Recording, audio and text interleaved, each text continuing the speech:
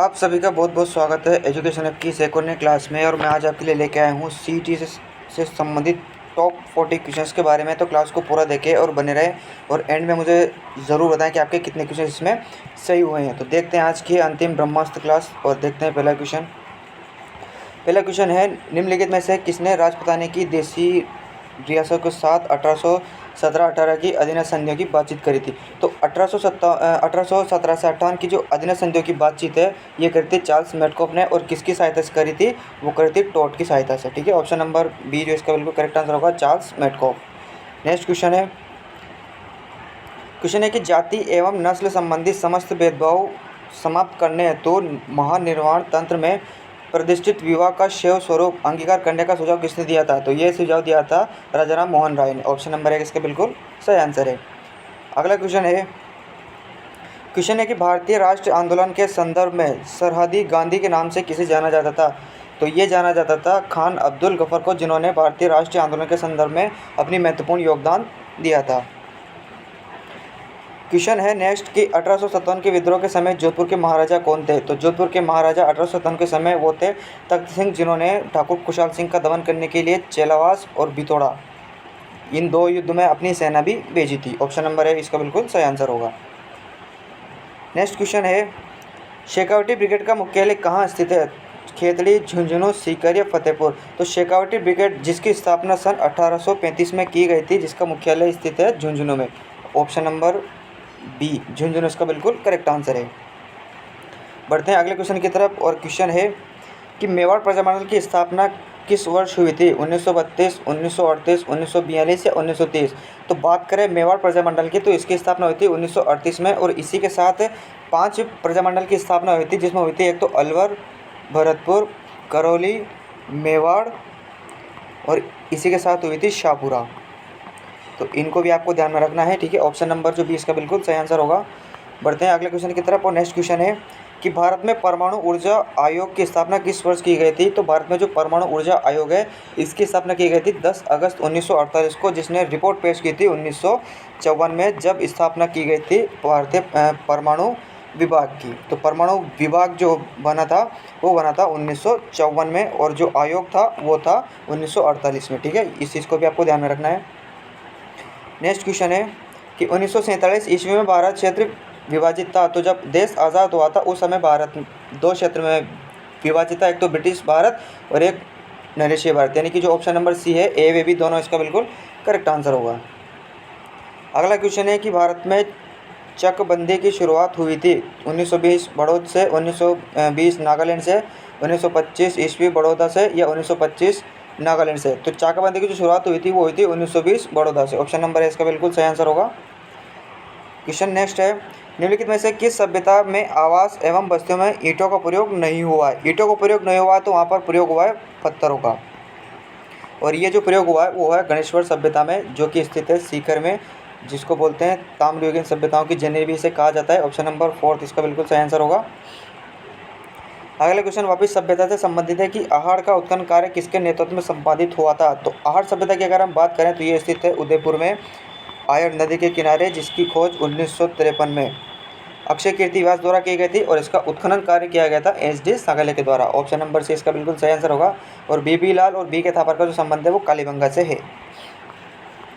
Next है, 8वीं से 10वीं शताब्दी तक राजस्थान के किस राजपूत राजवंश का वर्चस्व था? तो 8वीं से अगर 10वीं शताब्दी की अगर हम बात करें तो उस समय राजपूताने में जो अधिकार था वो था प्रतिहारों का, जिसमें मोहनोत्तो निर्णय ने इनकी 26 शाखाएँ बताई थी, जिसमें जो सबसे प्राचीन और शक्तिशाली शाखा थी वो मंडोर की शाखा थी। ठीक है, इस चीज़ को भी आपको ध्यान रखना है, प्रतिहारों का यहाँ पर वर्चस्व था। नेक्स्ट है कि मध्यकालीन राजपूत शासन में मदद ए मास भूमि अनुदान के रूप में दी जाती थी। तो ये जो मदद ए मास भूमि अनुदान दिया जाता था, ये दिया जाता था विद्वानों और धार्मिक व्यक्तियों को, जैसे कोई साहित्यक हो गया, कोई धर्मगुरु हो गया, संत संप्रदाय हो गया, तो उनको ये भूमि अनुदान में दी जाती थी। और ये जो भूमि होती थी ये पूर्णतः कर मुक्त होती थी, लेकिन इसमें एक शर्त ये होती थी कि आप इस भूमि को किसी को बेच नहीं सकते थे, यानी कि इसका जो 4th ऑप्शन है इसका बिल्कुल करेक्ट आंसर होगा। ठीक है, बढ़ते हैं नेक्स्ट क्वेश्चन की तरफ। क्वेश्चन है इतिहास है कि घूंघट, गोगड़ी, बांद्रा, इमली क्या है? तारागढ़ अजमेर की प्राचीन विशाल बुर्जों के नाम, बिल्कुल ये फर्स्ट ऑप्शन इसका करेक्ट आंसर होगा। ये तारागढ़ अजमेर की जो विशाल बुर्जें हैं ये इनके नाम है। अगला क्वेश्चन है, कल्चर से संबंधित क्वेश्चन है कि राजस्थान चित्रकला की मूल शैली का मतलब होता है ऐसी शैली जिससे राजस्थानी चित्रकला का उद्भव भी माना जाता है, तो वो है मेवाड़ शैली। ऑप्शन नंबर जो सी है इसका बिल्कुल करेक्ट आंसर है। जिसका जो स्वर्णकाल माना जाता है वो माना जाता है जगत सिंह प्रथम के काल का, ठीक है। ऑप्शन नंबर सी इसका बिल्कुल करेक्ट आंसर है। अगला क्वेश्चन है, राजस्थान का कौन सा शहर विश्व में रत्न बाजार के लिए प्रसिद्ध है? तो रत्न बाजार के लिए जो प्रसिद्ध शहर है जहाँ पर रत्नों का बाजार है वो है जयपुर। ऑप्शन नंबर जो है इसका बिल्कुल करेक्ट आंसर होगा। नेक्स्ट क्वेश्चन है कि प्रतापगढ़, अजबगढ़, थानागाजी और बलदेवगढ़ में बोली जाने वाली भाषा है, तो इन क्षेत्रों में बोली जाती है मेवाती। मेवाती भी कौन सी बोली जाती है? वो बोली जाती है नाहेड़ा मेवाती। ऑप्शन नंबर है इसका बिल्कुल सही आंसर होगा। नेक्स्ट क्वेश्चन है कि मेले और जिलों के निम्नलिखित जोड़ों में से कौन सा जोड़ा सही ढंग से मेल नहीं खाता है? हमें यहाँ पर मेले और उनसे संबंधित जिलों के बारे में बताना है। तो करणी माता का मेला जो लगता है वो देशनोक बीकानेर में लगता है, बिल्कुल सही है। रामदेवरा मेला जो कि जैसलमेर में लगता है भाद्रपद दूज से लेकर भाद्रपद एकादशी तक, ये बिल्कुल सही है। बेणेश्वर डूंगरपुर ये मेला लगता है, बांसवाड़ा में नहीं लगता है साथियों, ये मेला लगता है डूंगरपुर में। नवा टापरा डूंगरपुर में ये मेला लगता है, कब लगता है? माघ पूर्णिमा को। ऑप्शन नंबर जो सी है इसका बिल्कुल करेक्ट आंसर होगा। बाकी कैला देवी करौली का जो मेला है ये करौली में लगता है, बिल्कुल सही है। नेक्स्ट क्वेश्चन है, राजस्थान में उमर फारूक मेवाती का संबंध किस क्षेत्र से है? तो उमर फारूक मेवाती और ज़ुहूर खां मेवाती, इन दोनों का जो संबंध है वो संबंध है भपंग से। भपंग, आप मुझे कमेंट बॉक्स में बताइए कि ये भपंग किस प्रकार का वाद्य यंत्र है। तो भपंग का जो अगर इनका संबंध है तो ये क्षेत्र होगा इनका संगीत, यानी कि संगीत इसमें बिल्कुल करेक्ट आंसर होगा। तो ज़ुहूर खां मेवाती और फारूक खां मेवाती। नेक्स्ट क्वेश्चन है कि बिंदोरी कहाँ का प्रमुख लोक नृत्य है? किशनगढ़, जयपुर, जोधपुर या झालावाड़? तो बिंदोरी जो प्रमुख लोक नृत्य है झालावाड़ का प्रमुख नृत्य है। बाकी किशनगढ़ जो है वो चरी नृत्य यहाँ का प्रमुख है, जिसकी प्रमुख नृत्यांगना फल्गुबाई भी है। ऑप्शन नंबर 4 इसका बिल्कुल सही आंसर होगा। नेक्स्ट क्वेश्चन है, स्त्रियों द्वारा बोड़ला आभूषण कहाँ पहना जाता है? हाथ, कमर, पैर या सिर? तो जो बोड़ला आभूषण है ये पहना जाता है ऑप्शन नंबर 4 सिर पे।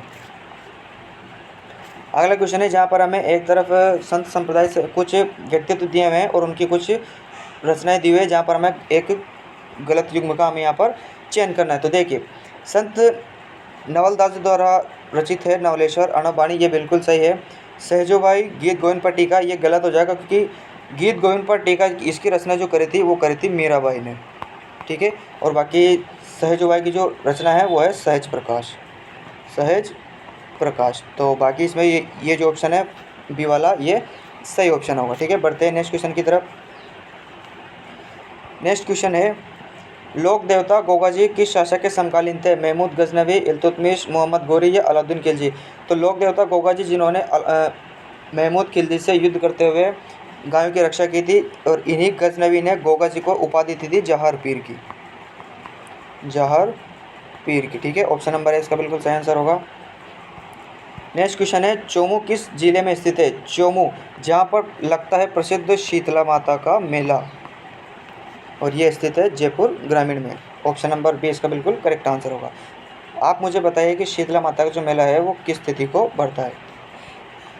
नेक्स्ट क्वेश्चन है कि विद्यार्थी यूथ लीग 1929 की स्थापना दिल्ली में किसने की थी? तो विद्यार्थी यूथ लीग 1929 इसकी स्थापना दिल्ली में करी थी टीकाराम पालीवाल ने।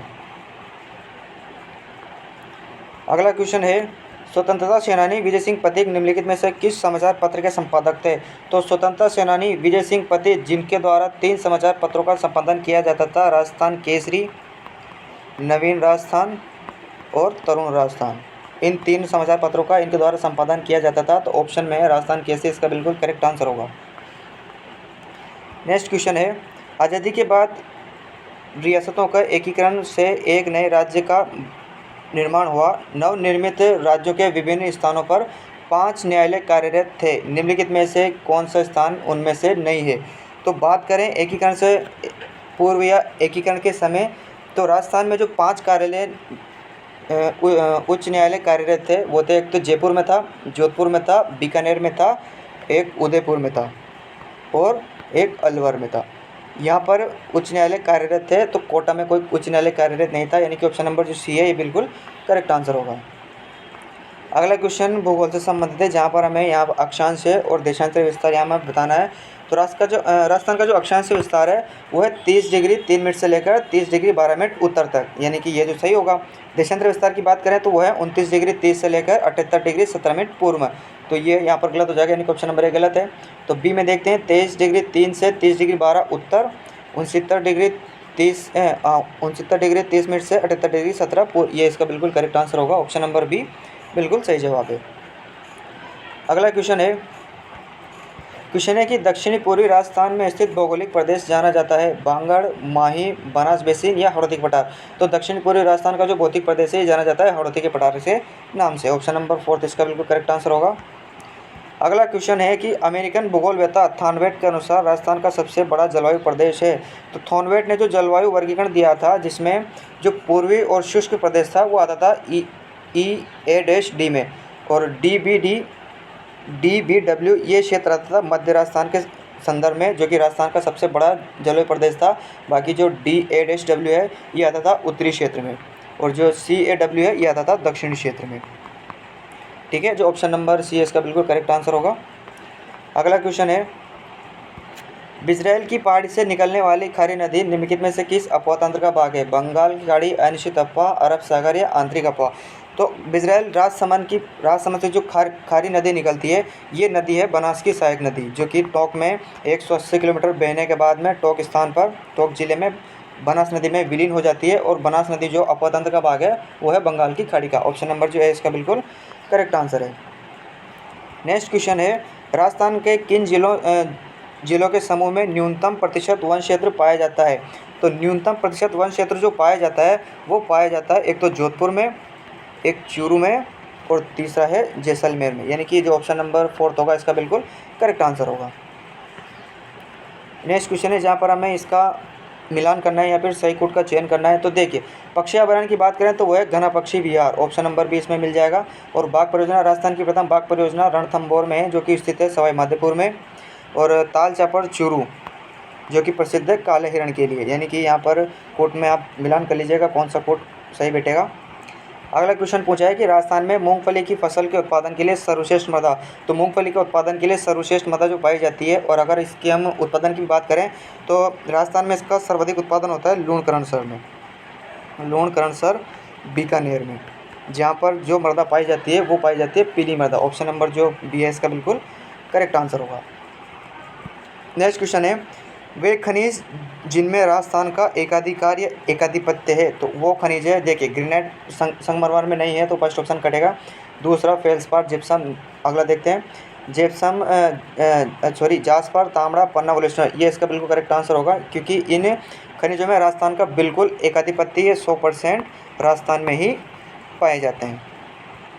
अगला क्वेश्चन है, बायोडीजल के लिए किस पौधे की खेती की जा रही है? तो बायोडीजल के लिए जो खेती की जा रही है वो की जा रही है रतनजोत की, जो ऑप्शन नंबर सी है रतनजोत इसका बिल्कुल करेक्ट आंसर होगा।